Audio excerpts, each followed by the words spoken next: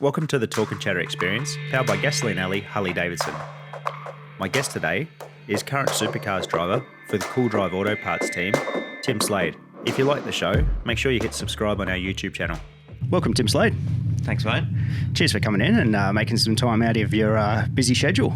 Not so busy at the moment. Crazy time, eh? More so just tying it in with a trip up the freeway. So When was the last time you were in a car? Like, obviously, the weekend you did Hyundais. When was the last time you were in a supercar?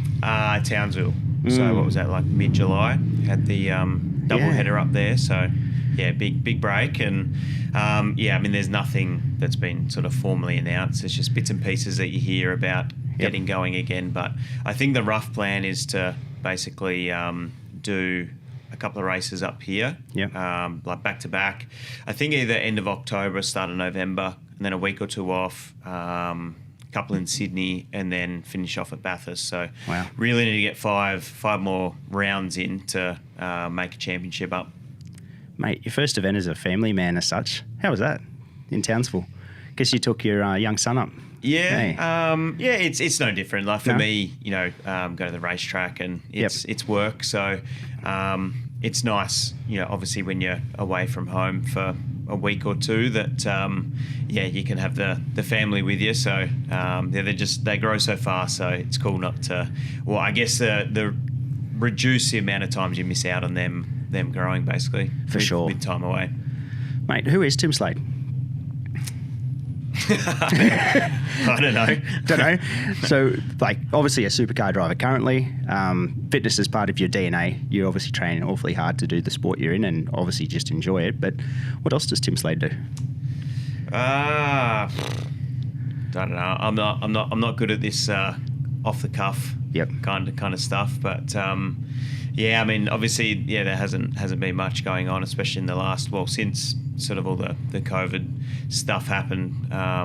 Last year I wasn't full-time Supercars, so still had a pretty busy year planned in doing the Enduros and then a lot of stuff overseas, but that didn't happen. So sort of not much racing last year, and we've only really done obviously the first half of the races this year, and then it hasn't been too much going on. So feels like not much else has been happening at the moment. It's just pretty much like you say, enjoy my fitness. So sort of train most days, and it's been good having Geordie, our new little man at home, and it's been, I guess, if there's one positive to take out of not having much on it, it's being able to spend time at home with him. Fortunate to be able to do that because a lot of other people can't.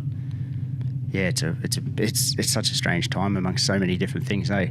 Yeah. Tell me this, like at the end of 2019, you pulled back from obviously a full-time drive. Did it, because what happened in the world, did it feel like the tap of motorsport just got sort of turned off, like at that time? It's probably just everything at that stage.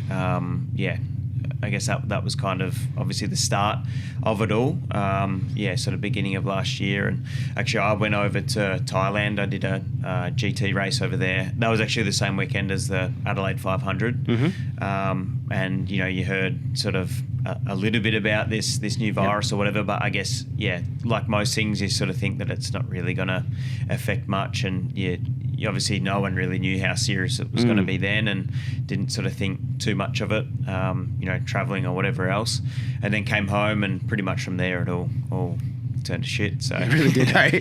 Really. So I wouldn't say I wouldn't say just motor racing. Yes, there was nothing happening anywhere in the world, but that, I guess the same could be said for any sport or any kind just of event, life. really. Yeah. Tell me this. That was I'm going to pronounce it wrong, but Buriram. Buriram, yeah. What was that like? I mean, I've been there before.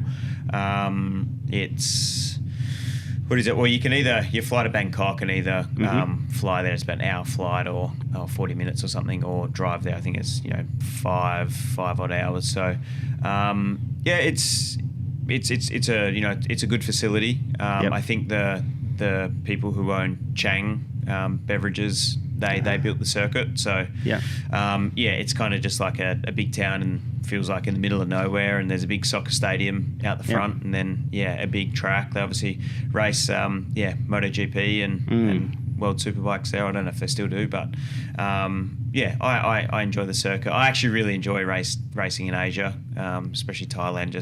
It's very sort of cruisy, laid back, and the people there are very friendly, and another thing about the circuit, they have the scooter drags. Seriously? On the Friday or Saturday nights, which is basically just you drive out of the track and there's like a little strip that they've got there, and everyone turns up and races each other. So it's just it's unique and it's pretty funny and cool. They seem to celebrate life really well over there, hey? Yeah, yep. No, I mean, I think all parts of Asia that I've been to, Malaysia, Japan, Thailand. Just the only one that probably was a little bit different to them was China. I just like it. It's just, compared to here, it's just so much cruisier. So it's unique, isn't it? As well, like and I know you've raced in the States and stuff, but the States you go over and it feels like coming back to sort of Australia. Like it's very similar, but you go to China or something, it's just very unique feeling for us to travel there. Yeah, as well. Yep. It was good racing over there as well, just because of the time difference, and it's pretty easy. You can jump on a flight overnight and basically sort of wake up on the plane. You're there the next day. So it was all pretty easy to do and enjoyable, and something that I definitely miss at the moment, not being able to do. Yeah, definitely. That's I can only imagine, especially when you've probably laid out a few things last year to look at doing more international drives and GT drives and stuff, and then you can't, So and that was actually, still I look back at it now, and it is still something that I really want to do. Just I guess you've done the same thing for such a long period of time, and I guess that's why I was looking forward to everything that I had planned for last year, because it was just a lot of bucket list stuff, and something you kind of wonder whether you ever get the opportunity to do, and it was there and I was going to do it. So it was basically I guess the highlights was Spa 24 hour and then Le Mans 24 hour in the GT category, and a few other races here and there. So who knows if the opportunity will be there to ever do it again. But in saying that, I'm happy in the situation that I'm in here in Australia. Back in Supercars, it was good to have a bit of time away and just sort of refresh and get a bit of love back for it again. And the situation that I'm in with Cool Drive Racing and the Blanchard Racing team, couldn't be better. I couldn't be any happier, and there's no other place I'd rather be. So in that sense, it's all good. It seems at the end of 2019 there was so much, as an outside perspective, there was just an explosion of not issues in Supercar, but it was just so much happened towards the end of the year. It would have been nice to take a year away because it was a full-on ending of the year that year. And I guess coming back into it now, you're like, oh, okay, I'm refreshed and things like that. I guess that's a good feeling. It's probably not anything with the category that affects you directly. It was just my own personal situation, and just some we weren't getting the results, or we weren't where we knew we should and could be, just due to a few different reasons. And it was kind of like banging your head against a brick wall for a large portion of the year, and I think that was pretty much just what sort of burned you out. And even when we kind of solved the problem and you got back to how things should be and getting the results that you knew you were capable of, it still didn't, I don't know, it just didn't mean as much as before. And I kind of knew that I needed to change something. And I was driving for BJR at the time, and I had and still have a great relationship with Brad, the team owner, and sort of speak with him every time I was down at the track, and it was I guess pretty mutual. Well, I was the one that was saying that can't really keep going on like this results wise, just because it's not good for me. It's not enjoyable, and it's obviously not good, for the team as a business as well. So at the end, I was kind of hoping that the decision was going to be made for me, in as far as continuing on. because I didn't want to make a decision and regret anything. Yep. But then, Brad, basically made the decision that, he wanted to put someone else in the car. And I was kind of relieved in a way that, like I said, that decision was made for me. And fortunately, I was able to put together, another plan or schedule or whatever you want to call it for the following year. So, like I said, I was looking forward to that, but it didn't happen. Changed. Did you start out as a 2-wheel or 4-wheel? Like what was the first? Like way back when. Yeah, my first motorized Yeah. thing was actually a morbike. Yeah, a little It was, Pee-wee yeah. 50 when I was, I don't know, 4 or 5 or whatever. Okay. And actually did like a couple of races. I grew up in Adelaide, so down at the south coast motocross track. I don't think it's there any longer, but nothing too serious. It was basically I guess that was kind of the first taste of what motor racing was really like. You rock up on a stock Pee-wee 50 and there's kids there with all these, flashy bikes, and That's where it starts. What you like to call is BMX dads and the factory team as a kid. Yeah. Yep. So that was that, and then basically outgrew the Pee-wee 50, and then pretty much just went to. Well, Dad was always involved in motor racing in some way, shape, or form. Yep. So did a little bit of driving himself, just in a few different cars in different categories, and then I guess when you kind of grow up with it, on TV at home and going to racetracks with your dad, with him racing or to watch other categories, I guess you form an interest that way, and then did a come and try day at Bolivar go-kart track in Adelaide, and then got a go-kart for my 9th birthday. So Wow. it's kind of all went from there. Yeah, it's a pretty common story, hey, like the way that sort of forms and sort of molds itself into a career, isn't it? You get a little taste. I guess that it's probably the most, if you ask, all the drivers, that's, majority would say that they'd start in go-karts. Do you reckon karting is a necessity?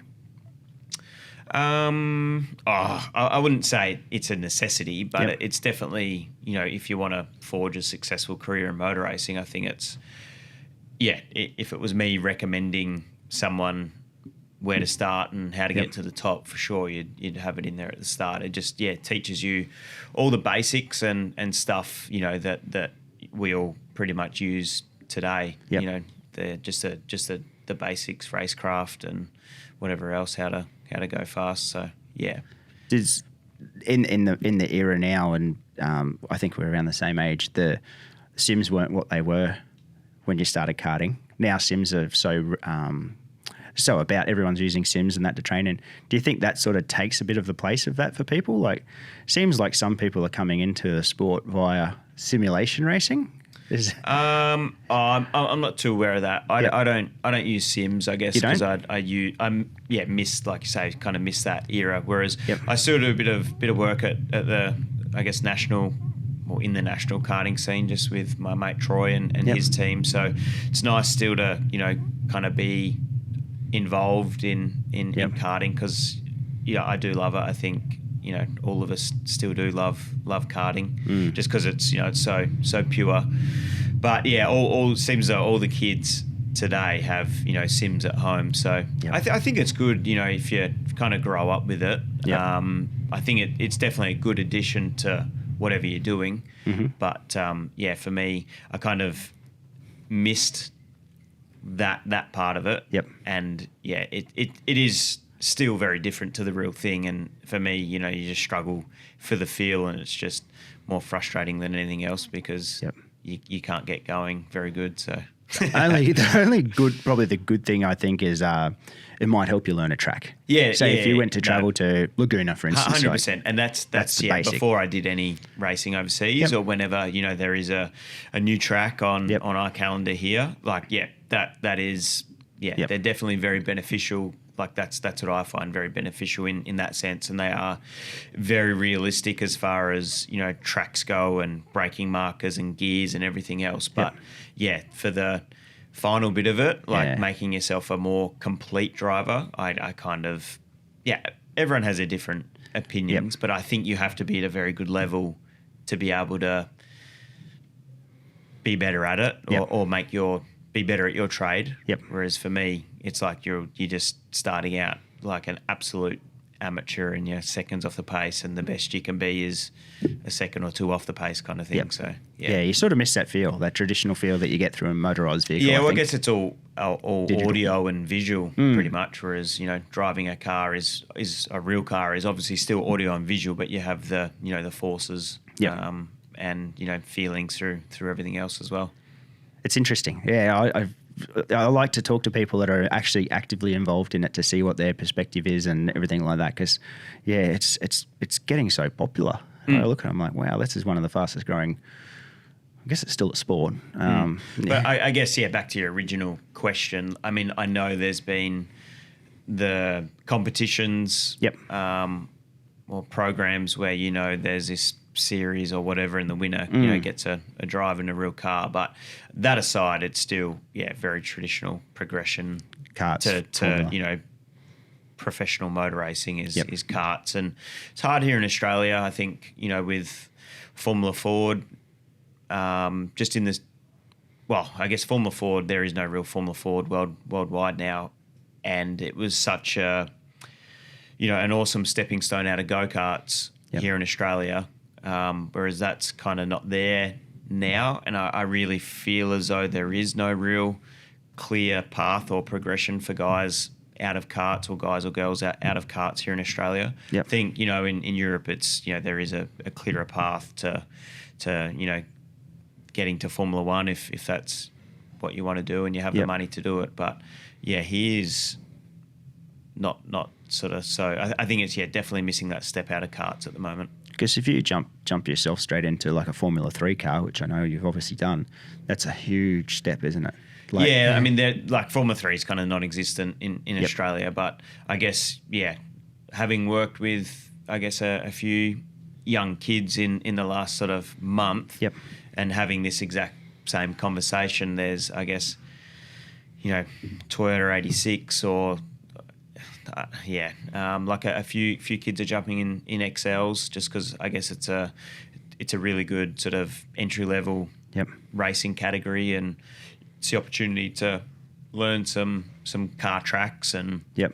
get used to gears and suspension and Bit the of race racecraft. formats Yep. and whatever else. But I think if money wasn't an object, you'd step into something else. But I mean, apart from 86, there's no, not that I thought Formula 4 was very good. Not Formula Ford, Formula 4. Yeah. But that's sort of non-existent now as well. It's pretty much, it's a big leap from karts to Porsche or, Super 2 or whatever, and massive leap with the budget as well. Yeah, financially, it's so hard to sustain that budget. I mean, from you're karting. talking, I mean, like people are spending crazy money in go-karts these Yep. days, sort of $100,000 plus It's crazy, kind of thing. eh? And Yep. but even, that's a lot of money for season of karting. But when you still compare that to Porsche or Super 2, when you're talking, $400,000 to $500,000, Yep. it's crazy. It's a big leap. Like you imagine, yourself, and you've done this path like yourself. You've blazed this path, and imagine. Not like it wasn't clear cut. It wasn't sort of. I guess you look at it, it looks traditional, but for us, because we always struggled for money, so Yep. it's weird. Like I still today kind of look back at it and go, I know how we did it, but it's a bit crazy to think that we're actually able to put it together. Because Yeah. I mean, even in go-karts, we kind of looked at the top level and we're kind of like, well, it's going to cost this much, and that was out of reach. And then somehow we managed to do it, if it was meant doing it with some older equipment or whatever. And then we looked at Formula Ford and and then we kind of looked at the best team and found out how much it was to run with them, and you think that's unachievable, and then we ended up doing it. But I'm talking, it took us basically 5 years after my last year in go-karts to do a proper full year in Formula Ford. So we really wanted to finish sort of go-karts in 2001. But then it wasn't until 2006 that we sort of managed to work out how we could do Formula Ford properly. And then, Super 2 was, we could never do that properly just, because the budget was so high. So I've still had a lot of, great people that have helped me get to this point over the years. And, obviously Dad's been a massive part of it. Yep. It wasn't just a case of, we did karts, did this, and then bang, we're in supercars. So and to take that back a bit too, I didn't mean to sound it like I was saying that either. It was like I genuinely was like you've blazed that hard path of trying to get to this goal to this goal, and it hasn't been like we just jumped into the factory car on day 2 and it was all good. Like you put in that genuine. This is how the progression works, and it was a lot of years, Yeah, and I guess you can look at a lot of the young guys that have come into the category, and it was all a lot different to how I guess got in there. In that they basically it was all consecutive years for them. It was pretty much a few years of Formula Ford and then a few years of Super 2, but with a level 1 team, and then they basically make their supercar debut for that same team. In a very similar car to what and with the same people around them as what they've done the previous 3 years of Super 2 with. Whereas, we I guess didn't really have that consistency. And for me, I did my first year of Super 2 was with 2 different teams in 2 different cars, and we didn't do the full championship. And then the next year was like my own team, sort of doing all the work myself, and then it was. Like I had never done enduros or anything, so it was basically just straight into the deep end, straight into supercars. So it was a lot different, I guess, me going in than a lot of the other sort of young guys that have come in of late. I look at it now, and like you're saying of late, it'd be super hard to compete with. You get someone that comes through like basically does a factory ride from Super 2 straight into a main game, as you say, with the consistency of team and that. It's very hard for someone just to come in and compete with, like just because, as it takes so much time to bond with an engineer and team and stuff. Yeah. Just to have that consistency from the start would be so beneficial. 100%. And I mean, if you had a choice, that's where how you you do it. Yep. But it's very rare. Yeah, that's just racing though. For sure. It's always, I guess, based around opportunity. Yep. And money, pretty much. Money, so, timing, opportunity. Yeah, but on the other hand, I kind of look at it in the sense as well that as I said before, I've been very fortunate to have a lot of people help me, get to this point, and a lot of other people don't get that opportunity at all. So there's heaps and heaps of good guys, I guess, that don't get the opportunity over the years just because they don't have the money And you got to get to a point where you sort of think, we'll give it a crack for a few years, and if it doesn't happen, you got to let the dream go and get on with life or business or whatever else. So it's a tough sport. Oh, mate, it is one of the toughest. Not one that I recommend. No, it is. It's definitely one of the toughest. And I've grown up racing motorcycles and stuff myself a little bit. Nothing good, but you talk to people about the traditional sports like a football or something. We've got to travel all the way to the north side of Brisbane to go. I'm like, man, I had to go to Melbourne, or I had to go, and that's the other part too. You've got to grit yourself out, and there's a lot involved on take away the Monday to Friday side of it as well. I mean, I've always enjoyed the work Yep. side of it and traveling and whatever else. So I guess, yeah, from a very young age, Yep. you're always like, I was always looking forward to, you know, the next race. And Yep. we actually did a lot of traveling from a pretty young age. So basically, I think we did the first 2 years of karting sort of locally. And then, Yep. you know, Dad and I would travel the countryside. We actually did a lot of stuff in like country New South Wales and a bit in Victoria. So, yeah, I've always enjoyed Yep. that side of it. And then basically, yeah, in those sort of years that I mentioned before, in the transition from karts to cars, where we didn't have much going on, it kind of got to the point where we couldn't really afford to do anything else. And there was, well, being in Adelaide, it's better now, obviously, I think, with the bend, but yeah, there wasn't really much industry for car racing in Adelaide. So yeah, I moved to Melbourne when I was 18, I think it was, and and started working for Sonic, which is a former Ford and Porsche team there.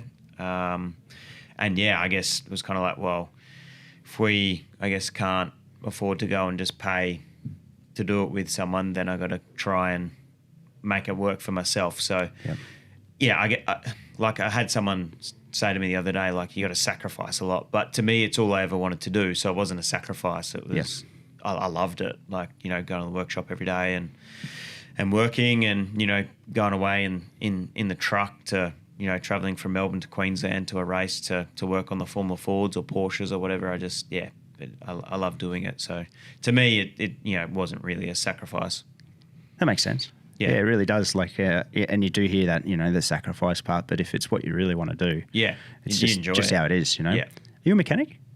Not by trade. Not by trade. Nah, but I guess, you know, Dad always made me sort of work on go-karts, and then Formula Ford, and then when I went to Sonic, I learned a lot. I mean, I guess I already had a pretty good idea just on. I guess I probably get to understand the makeup of a go-kart or a car very well. Just one thing I've never, I guess, learnt about is the engine side of things, but the rest of the car or kart, I'm pretty confident, like the dynamics in the way it all works and has to get put together, and so, and that's something I kind of enjoyed doing as well. Like I probably, like a lot of sports people, you like structure and processes, and you know, I guess pulling something apart and putting it back together fresh and having a checklist or whatever else is kind of satisfying to work through and get to the end and you have a finished product. Eases the mind. That's perfect. Yeah, definitely eases the mind. Like, as you say, a lot of sports people, I think that's the driving factor, like process, isn't it? Yeah, you know? and still to this day, I still enjoy, you know, just the other week, you know, I went to, with obviously not much happening at the moment, kind of, I'm not one to, you know, sit down and do nothing, although there's been a lot of that, but trying to find, you know, stuff that you can kind of keep yourself busy with. So, yeah, I went to Morgan Park a few weeks ago and helped out a couple of young lads in Formula Ford, and I do really enjoy that still, even, you know, I guess taking control and running a car, and so that's it is enjoyable for me. Have you had the opportunity to drive Morgan Park yet? I have, but we actually, back in 2013, because I was, Stone Brothers Racing, 2010, 11, 12, and then it went to Erebus in 13. So we had the Mercs, which were, you know, we had to do a lot of development with, and for whatever reason we couldn't get onto Queensland Raceway, and we really, really needed to get on track for a day to work some stuff out. So we actually did a test day at Morgan Park back in 2013, but I don't think I've driven there since. But when I was there, it looked, you know, it'd be a really fun little track in, you know, something like a Formula Ford or XL or whatever. For sure. Tell me this, and I was talking to someone about this the other day, that a supercar had been on that track. Yeah. And they're like, nah, not a chance, because the bike, I was working at the Superbikes up there. Yeah. And I said, I'm sure, but I believe they ran the other way. Do you know if that's true? We didn't when we were there. Okay. Yep. But I can't remember there ever being a race there. No, it was a test day, I believe, and they ran. We definitely did a test day there in 2013, but it was the same track, same clockwise. Yeah, clockwise. Yep. Yeah. Good. Yeah, good fun confirm. track. There, that's cool, mate. Because I literally was talking to someone. I was up at this Queensland Superbikes, Queensland Road Race Championships a few weeks ago. I said, I'm sure that they've done a test day in a supercar here, but I believe they went opposite way in one of the tests, because it'd be quite fun to do an opposite way of coming under the bridge, and that it'd be pretty fun to do. But I never really thought about it. But I guess running the opposite way on a track is all about safety. Most of them are designed around running a particular way. Yes. Just for the safety side of things. Run off and that. Yeah. Sandown, for example, wouldn't be too good off the back straight there. It wouldn't be good. Definitely not. If something was to go wrong. Definitely couldn't do it there. There's. But I mean, go-karts, I remember, running on tracks. Yep. In the opposite direction. Like my home track, Bolivar, it was So the Southern Go-Kart Club was one direction, and then it was a Dublin Kart Club ran the other direction. Oh, really? So that was quite cool, actually. Yeah, they're both pretty awesome both ways. So I don't know if you ever got nice the to mix it up. chance to race up here at Coomera when they had the Coomera kart track. They used to do that there as well. Yeah. They used to run it in the split direction. So Something I think we really lack here at the moment is go-kart tracks, especially, you know, with what's happened at Pimpama with extreme karting. No, I mean, they only had one sort of major race there throughout the year, but, you know, a lot of people went there and, you know, could practice at least, and now that's been shut down. But you've only really got sort of Ipswich, which is an awesome track, don't get me wrong.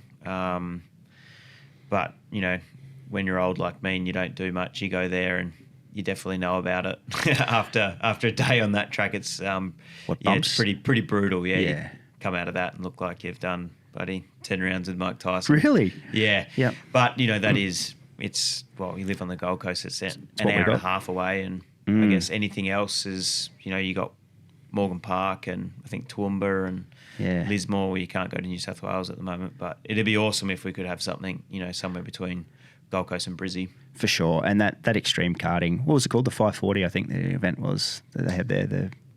I'm not sure. I mean, it was Race of Stars. Race of Stars. Yeah. So that was always, just before the 600.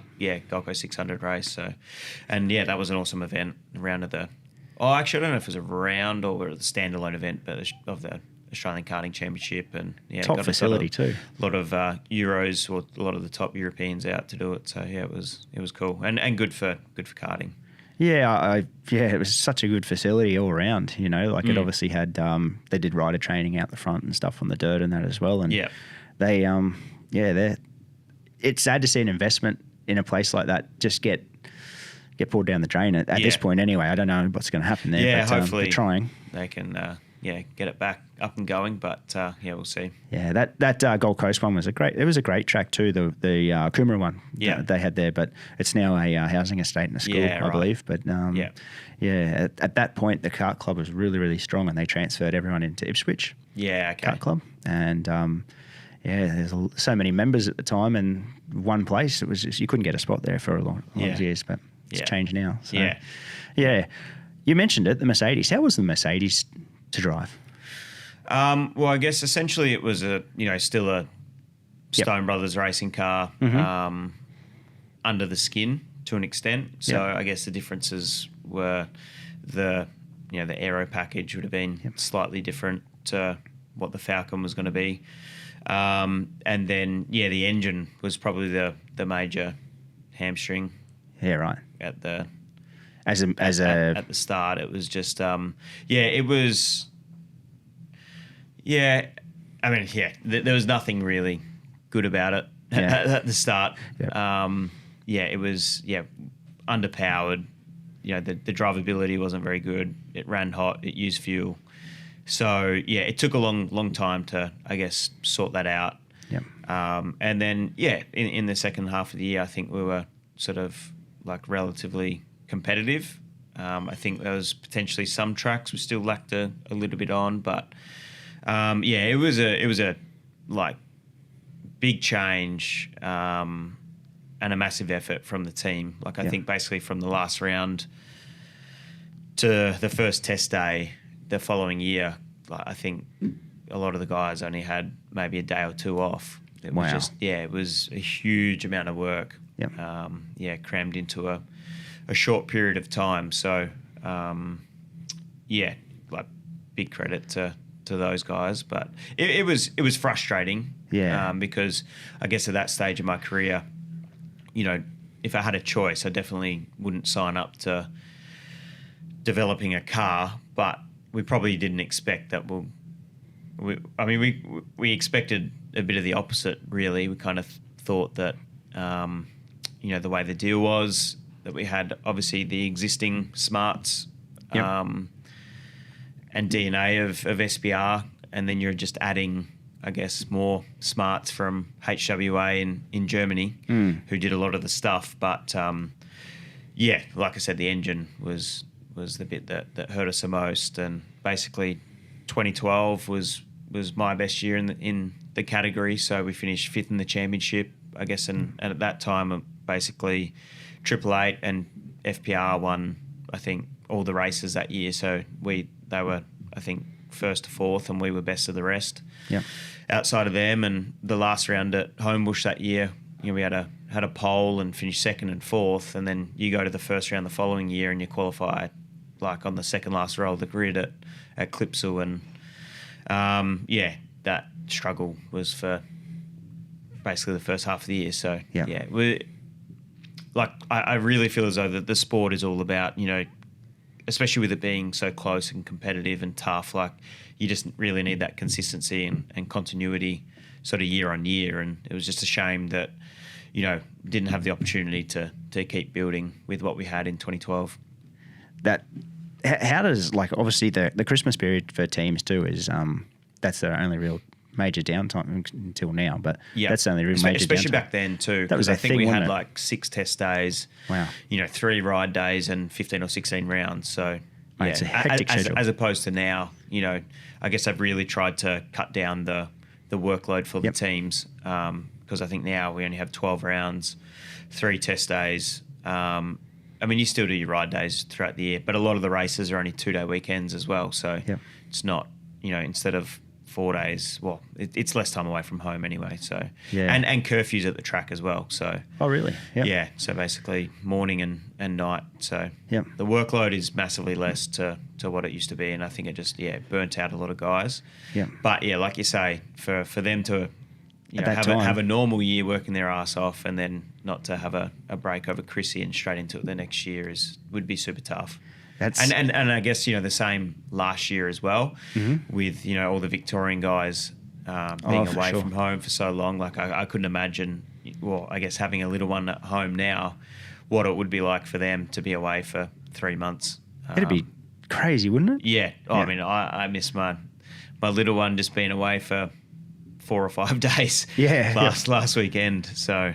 Yeah, I mean, it's something that we're probably going to face at the end of the year as well when we get back racing, or when, whatever you want to say, we get back racing. Because if they're going to race at Queensland straight up, the Victorian guys will have to quarantine for 2 weeks up here before we race. And then, you're not going to get home till after Bathurst in December. And potentially for us Queensland guys, we'll have to do the quarantining when we get back from Bathurst in December. Right. And so it'd be tough, but I guess cross that bridge when we get to it. It's such a commitment. Like if you're, like last year they stayed away for 3 months. Yeah, that's huge. In grand scale of people, it's not just one. And person. it's not, it's not something that they signed up to do. No. It's unfortunately the times that we're in. And it's not as if you can just go, for those guys, I don't want to do it, and go find another job and get, That's paid right. the same or whatever. Like, they obviously have to support their families, and a lot of them may not have had a choice. Yeah. This year is probably a little bit different in that I guess we all probably like to think that it's not going to end up the same, but I guess you'd probably be stupid to think that there wasn't the potential for the same thing to happen. So For sure. yeah. Yeah, it's sort of... But it makes it hard for the sport because, there's already a struggle to get staff, and you throw in that as well, where it's like, well, you kind of got to be prepared to go on the road for an extended period of time to make the season happen. Yep. Which, not everyone wants to do. I guess we're pretty fortunate with our team in that, there's minimal staff, and they are not...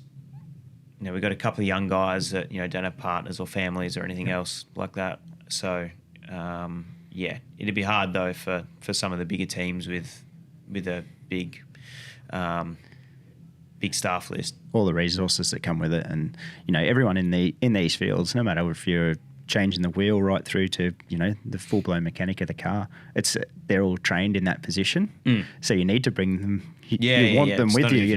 Replace them. You can't replace them with someone from Queensland. Well, maybe you can somewhere, but it's very hard. You get a pattern, and it's literally such a team sport, isn't it? Yeah, exactly. Yeah, hopefully that happens. Would it be Queensland Raceway? Is that the talk? Yeah, okay. Yep. Yeah.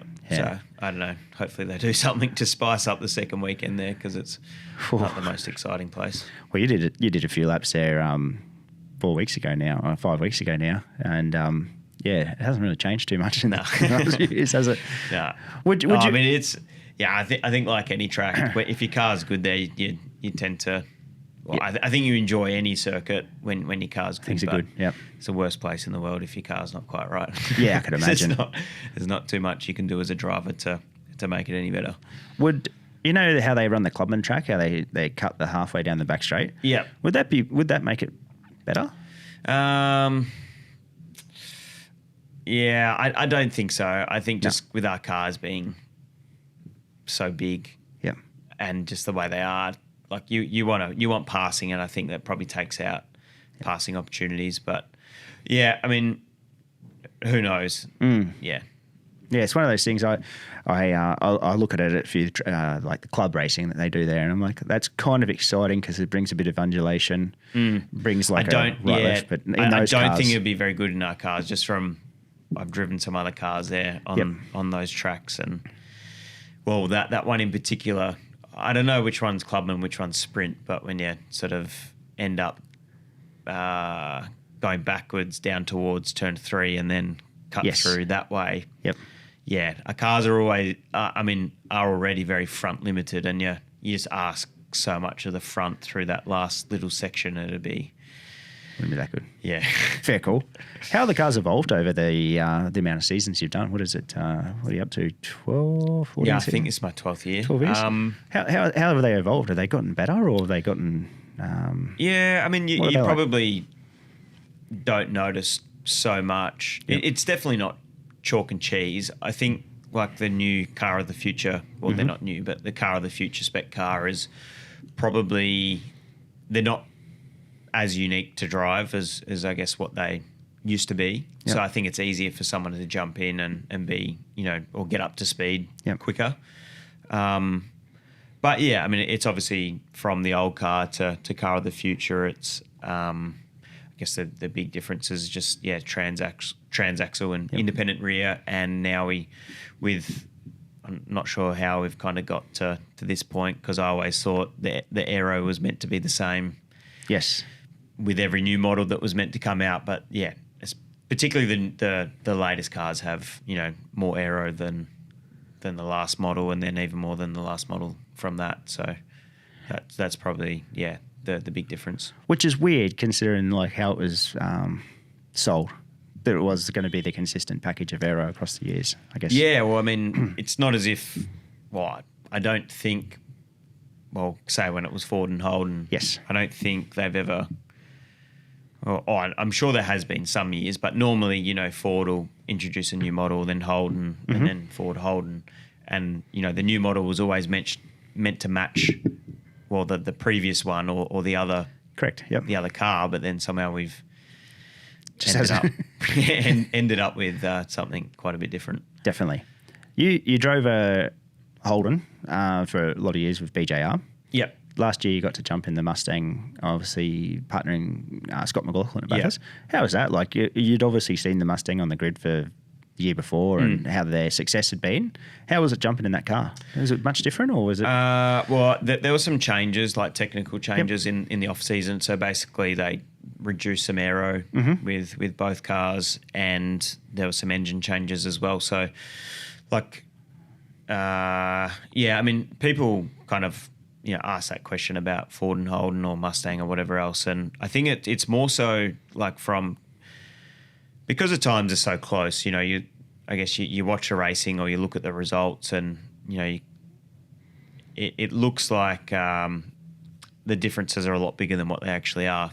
Some tracks, there's not even a second covering first to last. So to jump in and feel a tenth of a second or whatever from, a Holden bodied car to a Ford bodied car is kind of non-existent. It's more so the way the teams build the cars and set them up, and what their philosophy is on, how they achieve their speed. Yep. So you could drive one Mustang and it will feel, one particular way and jump in another Mustang, it could feel completely different. Yep. Just, their philosophies on how they get the speed out of the car. So for sure, their philosophy is probably the most unique I've felt out of any supercar that I've driven. Wow. But it was good. Like I really liked it. It was, I guess, just confidence inspiring and forgiving, and it was actually nice to, I guess, drive a car knowing that's how it achieves their speed, how it achieves its speed, and you need to drive it that particular way. Yep. The way the team operated, it's not hard to see why they've been as successful as what they have been and continue to be. And I learned a lot, and I guess it was probably it was the first opportunity for me to be with one of the top teams in my entire time in the sport.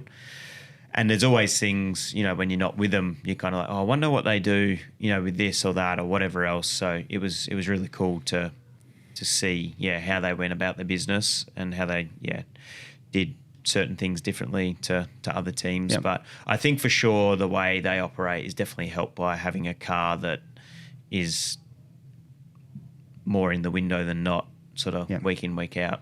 Yeah, the data that they've got to use or whatever is I think consistent. It just comes back to the philosophy. But, yep. You got to know what the right ingredients are to bake the cake, and that's what the top teams have.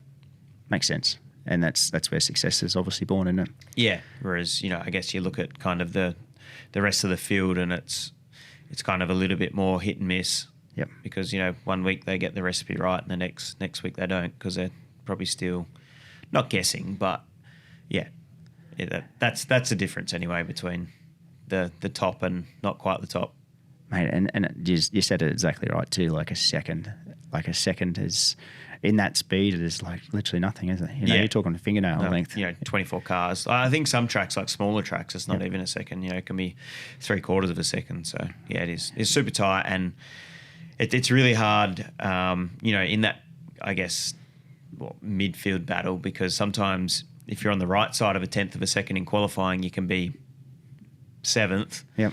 And if you're on the wrong side of 1/10 of a second, you can be like 15th or 17th or whatever. So it can, I guess, really change your day, just 1/10 of a second. For sure. Yeah, the whole dynamics. And your race results. Your weekend sort of just changes right from there, doesn't it? Exactly. Now, when we're talking about the Merc, we're talking about fuel and stuff like that. When you're faced with something like that, where you're banging your head against the wall, when it's down on power, then it uses more fuel as well. How does, like, that must be just like the worst day at the office, hey? And it was extremely hot. And hot. Burnt my foot. How do you get burnt all of our feet? Really? Yeah. So it was bad. Like, we're not gonna knock it, but it wasn't the best day. It got better, but how do you get through that? Like, mate, when everyone's put so much effort into it, because usually if you get speed, you might use more fuel, but if you're not getting speed and using more fuel or something, it'd be very hard. It wasn't, obviously just us, the drivers, that felt the frustration. It was the whole team. So, but being young, and I guess your expectation was so high, and you've come off, your best season and everything else. You look back at it, and you probably wouldn't. It'd be hard to change the way for sure, you behaved or acted or whatever. Not that it was anything bad, but I think just as you get older and more mature, if you're faced with that now, you'd probably tackle it a little bit differently and maybe a bit more constructively. Yeah.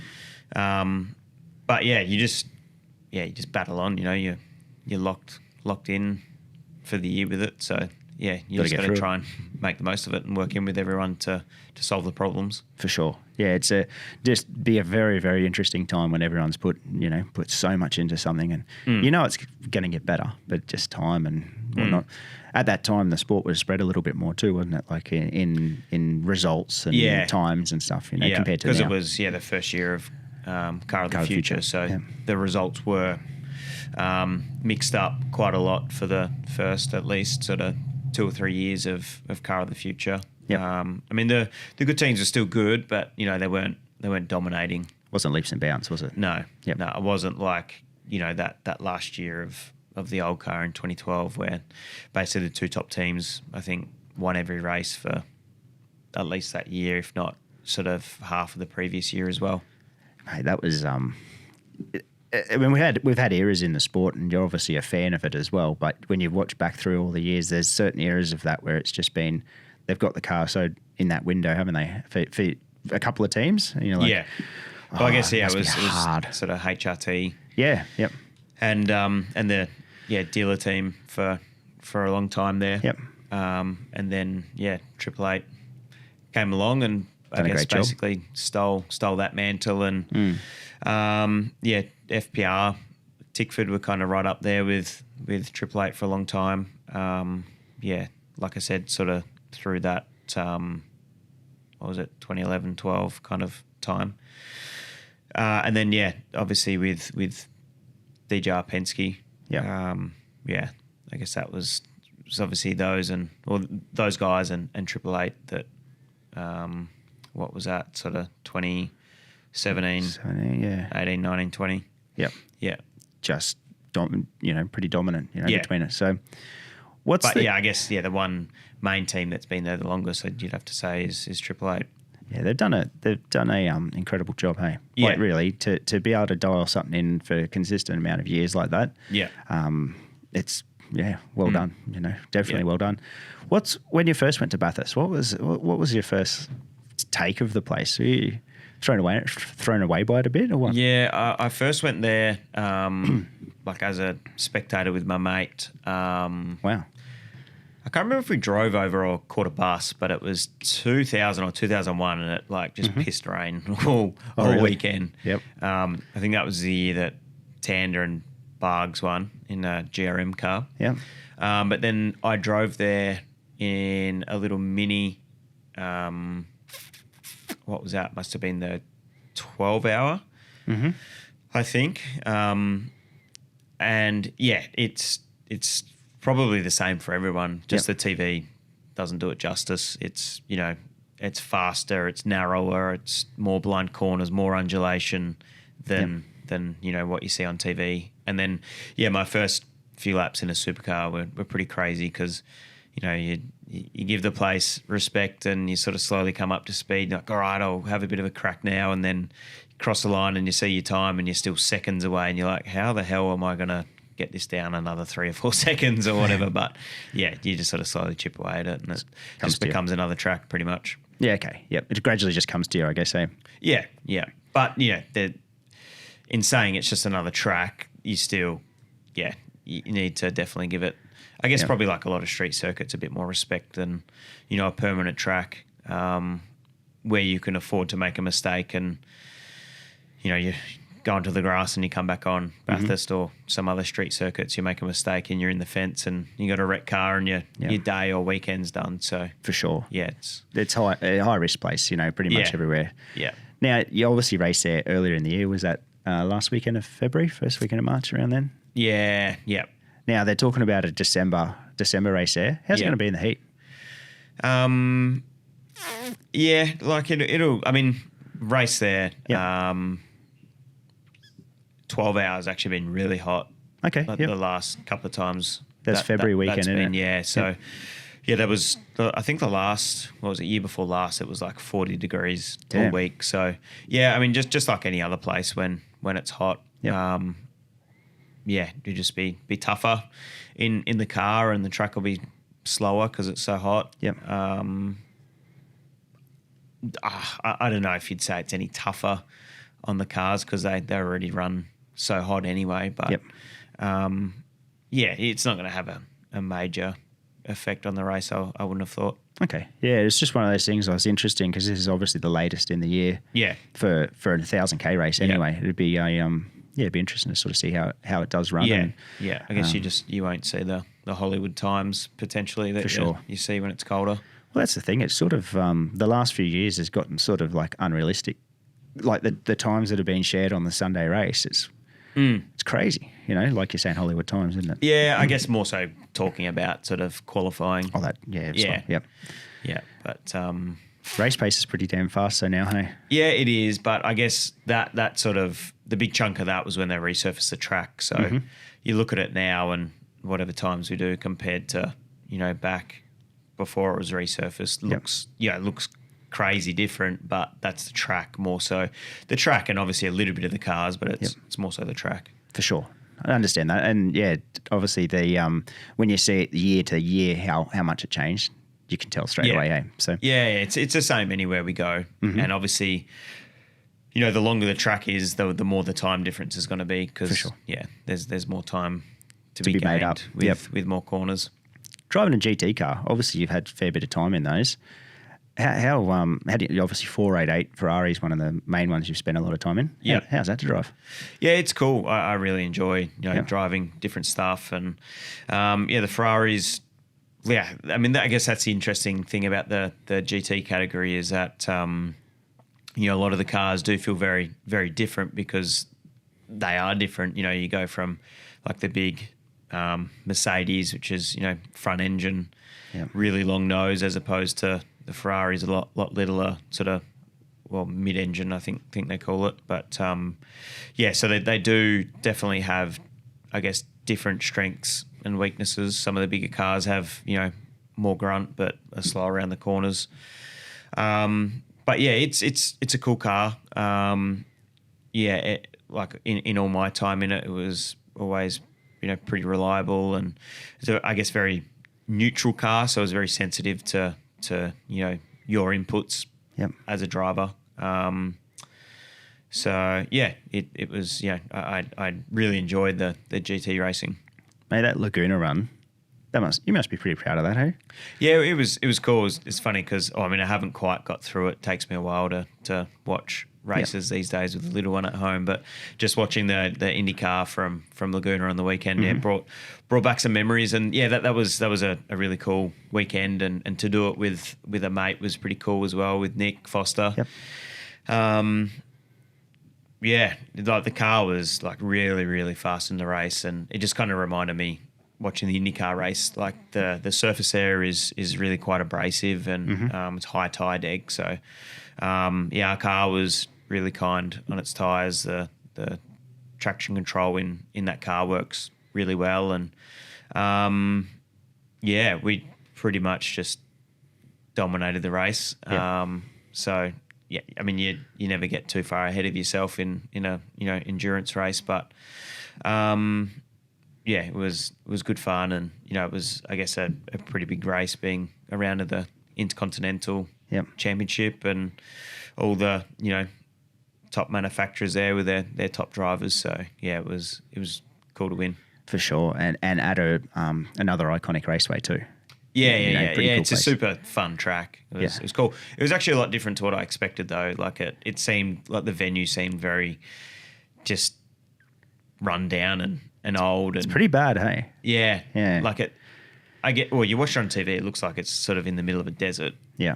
But you kind of expect it to be a bit better. But I guess it's what makes it what it is, though. So for sure. Yeah. It's weird. Like you drive in there and it's just this little place perched on a edge of a cliff, like you got a cliff up with obviously the corkscrew, and then obviously houses all around the back of the joint and stuff. But yeah, interesting joint. Yeah, definitely interesting. Yeah, and I guess Monterey's a good place. Yeah, that was cool. But yeah, like at the track, I guess you get used to kind of working out of a pit garage, whereas a lot of the American tracks kind of have the garages and then pit lane. So it probably. I guess in some of the bigger, flashier new tracks, what makes it so cool is like the pit facilities, whereas you don't really have that, well, especially at Laguna, but on a lot of those American tracks. Yeah, that's true. Very true. Like you look at, say, a Tailem Bend. Yeah. You look at that state of the art. Or Bathurst. Phillip Island's probably a bit dated now, but still in its time, it was pretty special. But when we went to the World Superbike there, the teams were carrying quick shades out into the pit lane. Yeah. I'm like, wow, like you don't see that anymore sort of thing, but that was Laguna. But yeah, impressive track though. The actual racetrack was pretty cool. So yeah, and like you say, Monterey was a cool joint, and we actually, Danny, my partner, and I went over early and met up with Nick and his partner, cool. And we sort of spent a week there, just sort of driving around and seeing the sights, and so it was like overall it was really good trip away. Obviously, topping it off with the win. Yeah, it's awesome, and doing it with, as you say, with your mate as well. It's pretty cool. Yeah. Minute 20 around Eastern Creek. What's that like? It's pretty crazy. The Hammerhead time attack car was it's just super fast. Is there anything like it that you've driven or nothing? Probably. I guess I've been doing a bit of a few laps in a little LMP3 car at the Bend earlier in the year, and it doesn't have the grunt, but the aero of that is comparable. And then the same day I actually did a few laps in the Brabham, whatever, is that a BT? What, the new 62 or whatever? Yeah. So that's probably the most comparable thing, I'd say, just because it's got good grunt, stops well, and grip and aero grip. So well, it's just got like a crazy amount of power. I think it's got I think then say around about 1,000 horsepower with full boost, and I think they got some more now. Just crazy aero grip. I mean, even though it is still on an R-Spec tyre, I think the aero just kind of takes over from that through the high speed stuff. So just looks like you're constantly just changing gears. Yeah, it's just I mean, it was a long time ago, but it is busy. I guess that's because it still had Hollinger sequential in it. So when you blaze through turn one just with a little lift at 270 or something, and you get to turn two at a pretty high speed and pretty late in the brakes, and you got to get down 4 gears in a short space of time, it'd definitely be a lot easier with paddle shift. But it was fun to drive, and it's actually it's a nice car to drive. Like it's well balanced and sort of does everything it should. Really compliant car. Yeah. They just looking at that, I think that'd be an interesting format if that went not bigger, like it's big now, but it just seems to deserve more to be seen on it, because the cars in that are pretty cool, hey? Yeah, they are. But I guess it's kind of, it's not something that'd appeal to me. No. To build a car for, because I guess I enjoy racing. And racing other people and whatever. So it's definitely got its place for sure. And obviously there's, it's a massively successful event. It is an awesome event to go to. It's just a completely different crowd from any sort of supercars race. Mm-hmm. And I enjoy doing it. Yep. But I also like, jumping in a race car and, doing lap after lap after lap after lap, whereas those cars, they're so on edge. You basically do a lap and then everything's overheated, and you come back in and let it sit for a while and have another crack an hour later or whatever. So they're right on the edge of there. There's less laps, but it is, the laps that you do are very enjoyable. Oh, I can imagine. Looking at that, I'm like, mate, that would be...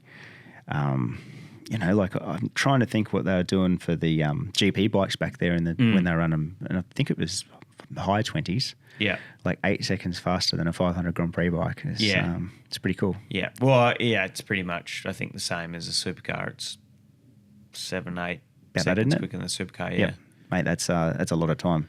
Yeah. Now you said it, and I'm going to stuff it up, but LMP3 is what it is, eh? Yeah. It's like a Le Mans style car, isn't it? Yeah, so Nissan V8. Le Mans prototype, Yep. I'm pretty sure is what cool.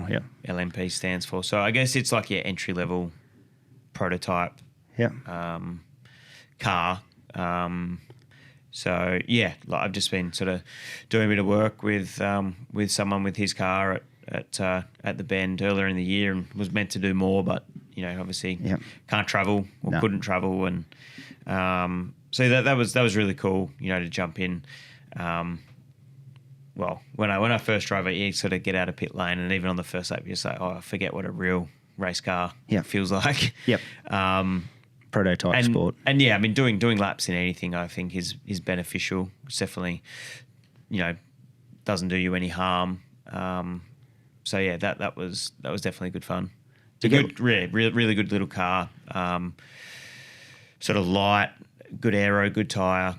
Not a huge amount of grunt. It's a Nissan V8. Yep. I think it's about 450 horsepower or so. But it does. It's super, super nice little car. Do you get lost at the bend? Nah. No, love it. No, it's just like any other track. Like, yeah. Do you like that track? In something with like aero, it's definitely better than what it is in the supercar. Okay. Hard thing about supercar and that style of track, it's just with the cars at the moment, it's pretty much impossible to pass. So yeah, it's enjoyable doing a lap around there, but the racing can be a bit frustrating. Okay. So what makes a good track then like to pass on? Oh, I think the tracks that suit the supercar best are street circuits or tracks that have degradation. Mm-hmm. So mixes up the racing a little bit, and I guess that's what they're tried to achieve with this super soft tyre. Yep. It's kind of frustrating though, but I know we're not the only ones that use the racetracks. But places like Darwin and Perth in the past that were really abrasive, the surface, which provided a lot of tyre wear and high deg, and then you get vastly different strategies in races, and cars that could hold on to their tyres, cars that couldn't, and you could see a winner from last. It'd stand out if something happened in qualifying. Yep.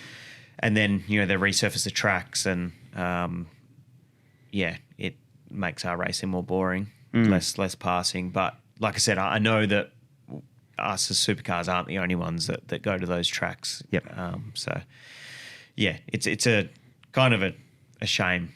I feel when they resurface some of the tracks that have that high deg. Yeah. Just because I don't know, like I always used to think of it's like it's a unique or different track in the championship because it is so high deg and it provides different racing. Yep.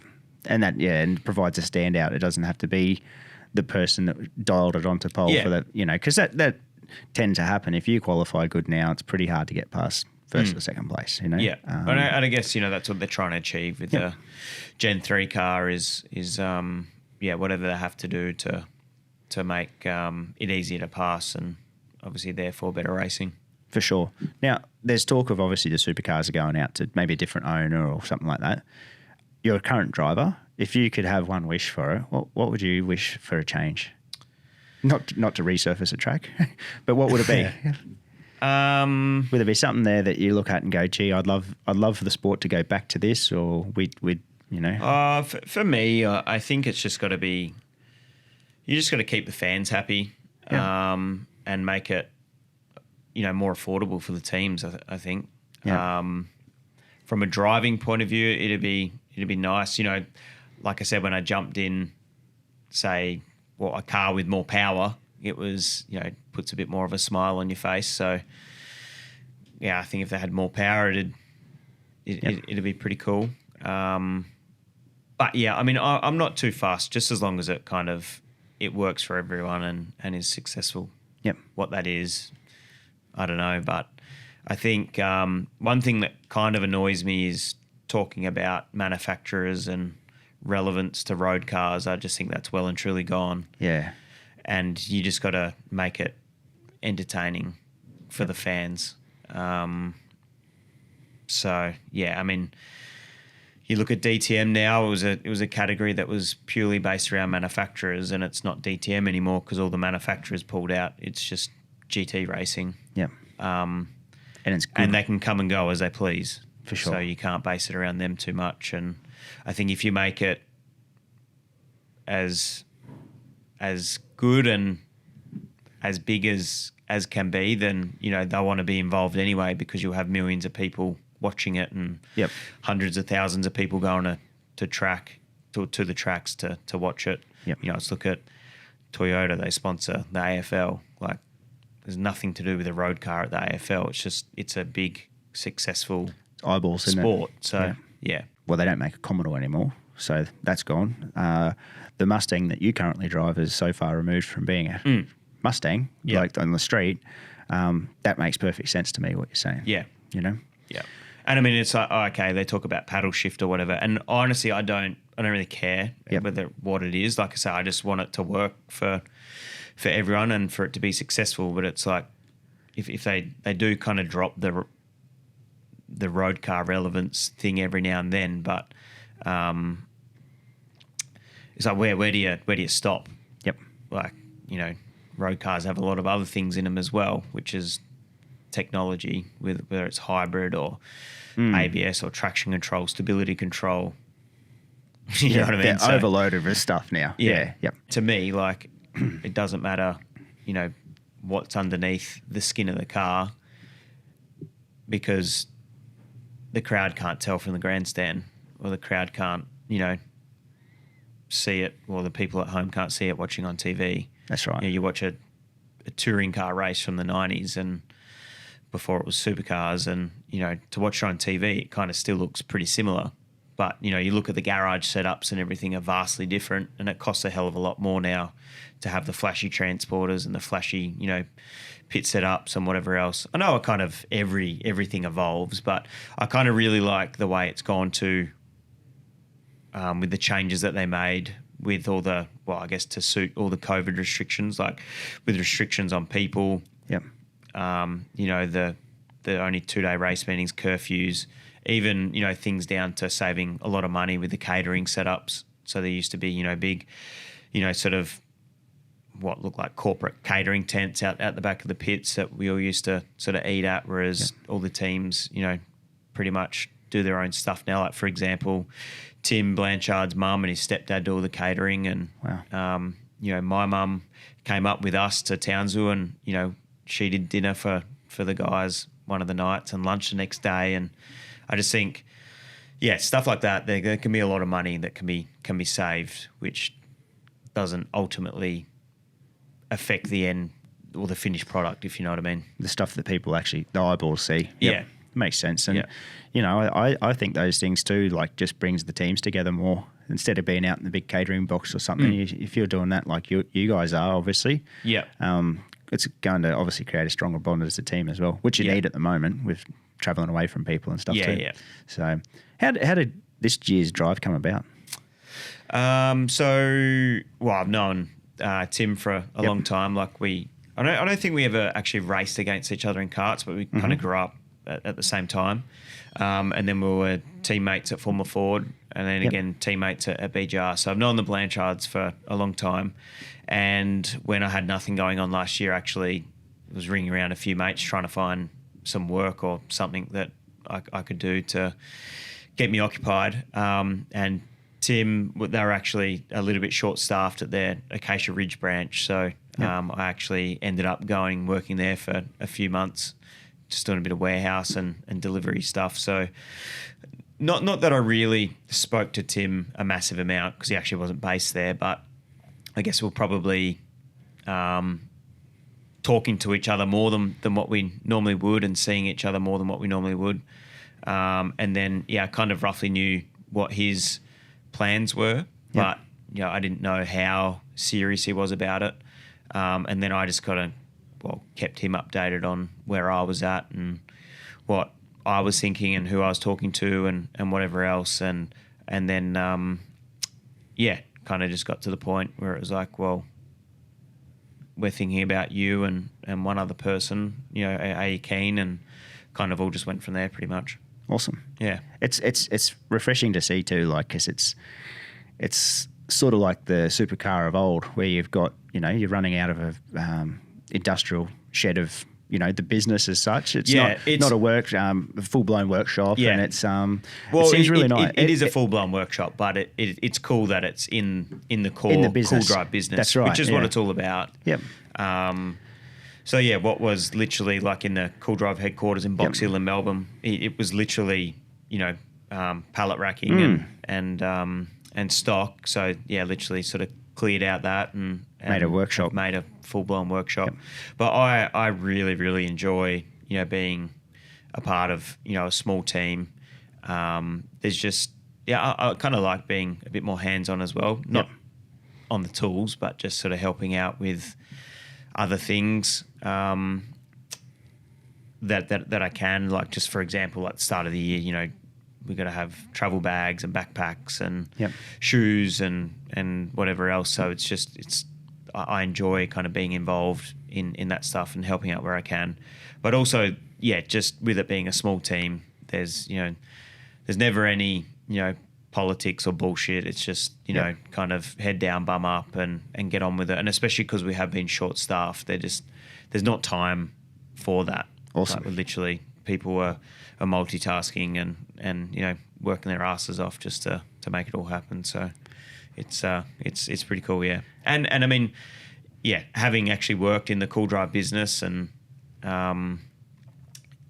meeting a lot of the staff and the Blanchards, having known them for a long time, and they're a really awesome family. Is just it's just a really nice fit. Awesome, mate. And it's such a classy looking car. Everything they do is done to a very high standard. So that's the other thing as well. Like, Tim's been around it for a long time. He knows how things should be, and he's been with lots of teams himself and knows what's good, what's not good. And I guess that's what gave me confidence right from the very start. Yep. Like, I knew that he knows what's required to have a successful team. And I just really felt as though he kind of ticked all the right boxes straight away. So it's awesome. They've done an awesome job with just everything, and the presentation is really great. So I think it's definitely one of the best presented teams in pit lane, whether just as a whole, like, the car, the garage, the truck, the uniforms. It's really refreshing to see too. Like, it is just the one car. It's just coming out as you guys. It's like a united thing. It's pretty cool. I really, when it came out the start of the year, and obviously you end up having a bit of a rough time at the start of the year at Bathurst, but mate, awesome to see. So, and I guess just to give people like an idea, or yourself, if you didn't know, like, we have, I think 6 people full time now. There's basically Brendan, team manager, Mirko, engineer, Jaden, data engineer, two apprentices, like, straight from Wodonga TAFE, and then we've only just got a full-time mechanic. So there's basically 6 full-time staff. That's it, as opposed to say a DJR, for example, which have 50 full-time staff. But in saying that, we're not actually manufacturing bits for the car. Like, we didn't build it from scratch. Like, it is it's a Tickford hardware. Mm-hmm. But still, after what happened at the start of the year, when they built up the second car, they built it to their spec, their standard. And actually built a lot of their own parts, designed and built, manufactured. But it's not like we have a machine shop. That's still sort of outsourced. Mm-hmm. And then we've, I guess, recently built up the Bathurst crash car, so I'll go back into that when we get back racing. But again, that's to their spec. Mm-hmm. So I guess, the engine is still done at Tickford though, so that's kind of the main bit of the car, which is, I guess, completely done elsewhere. Yep. It's pretty exciting to see, and so you'll get back in that car when racing resumes. That's the plan. Okay. Yep. Yeah. So that's been tucked away, been rebuilt the whole time, I guess. Yeah. So it was actually repaired at Tickford. Yep. And then got back to us, and the guys have built it back up, basically, pretty much in the break. Yeah. Wow, mate. I just looked at the time.